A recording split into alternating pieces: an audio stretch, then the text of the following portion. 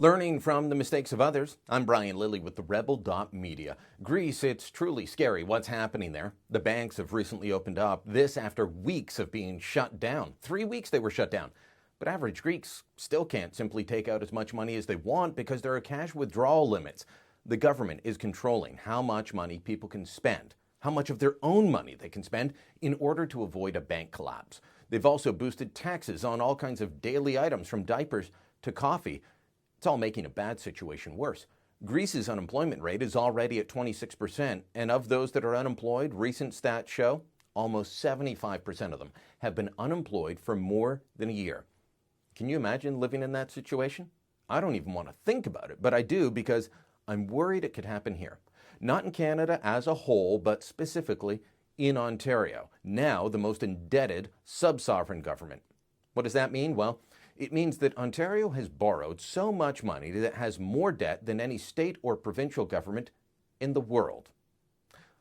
Let me put that in a bit of perspective for you. Ontario has about 1/3 the population of California, but twice the debt load. And that's important to point out because when you compare Ontario to Greece, you can have some people say, oh yeah, but Ontario was in Greece. Oh, we got a strong economy. We can afford all this. Well, California has a strong economy, and it is struggling with a debt load of about $150 billion. Ontario's debt load is nearly $300 billion, and it's only going to grow. Standard & Poor's recently downgraded Ontario's credit rating because of the debt level, the ongoing deficit spending, and plans to add to all of that debt with another $130 billion worth of infrastructure spending the province doesn't have the money for. The madness has to stop. We've got to do something, and we need you to help spread the word. Call for sanity and make Queen's Park listen. First, I ask you to sign our petition at ontarionotgreece.ca, demanding that Kathleen Wynne and Ontario's other political leaders stop the reckless spending and borrowing and put Ontario on a path to fiscal sanity. I need you to sign that petition, and then, this is important, then I need you to share it with your friends. Do you know 5 people that you could email it to, people that are bothered by Kathleen Wynne's reckless spending? Can you post this petition page on your Facebook page? Make sure your friends and family see it on social media. Both of those actions can help. We're also crowdfunding to run radio ads in the province calling for the madness to stop. Here's our 30-second radio spot. Opa! I love Greek food, but there's some things I don't like about Greece, like the fact they're almost bankrupt. They borrowed and borrowed, now they're dealing with massive unemployment and a shrinking economy. Ontario is on the same path. All this debt will mean more taxes, fewer jobs, a weaker economy. Tell Queen's Park the spending and borrowing has to stop. Visit ontarionotgreece.ca to sign the petition and take Ontario off the road to ruin. That's ontarionotgreece.ca. If Ontario spending and borrowing isn't reined in, this is going to have dramatic consequences for every Ontario family. So please consider chipping in to help get those ads on the air. All of this can help make a difference. Many voices standing together will demand to be heard. Wynne and her Liberals, the folks over at the Toronto Red Star and most of the media, they're going to claim there's no problem with what Ontario's doing. They will tell you, don't worry.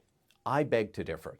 A report released on the sustainability of government finances in Canada by the Parliamentary Budget Officer says that while the federal government's fiscal outlook is stable, provincial finances are shaky. They're unstable. Ontario isn't Greece now, but the point here is to act before we get there. A few years ago, folks in Greece were living the high life off of borrowed government money, and they thought the good times would never end. They didn't think they were in bad shape. But then the good times did end, and why'd that happen?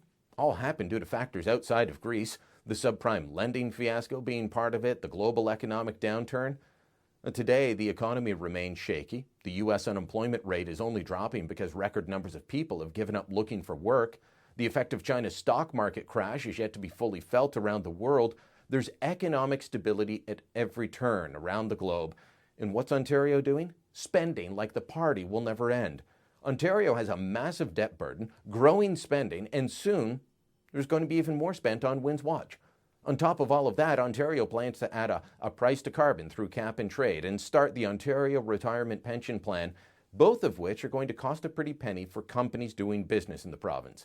That's going to drive up the cost of doing business in Ontario. It's going to drive down the number of people being hired, the number of companies set up in what used to be the economic engine of Canada. If you don't think that Ontario can turn into Greece, then think again. I never thought that Ontario would be a have-not province getting handouts from the federal government, but here we are, and we've been in this situation for some time.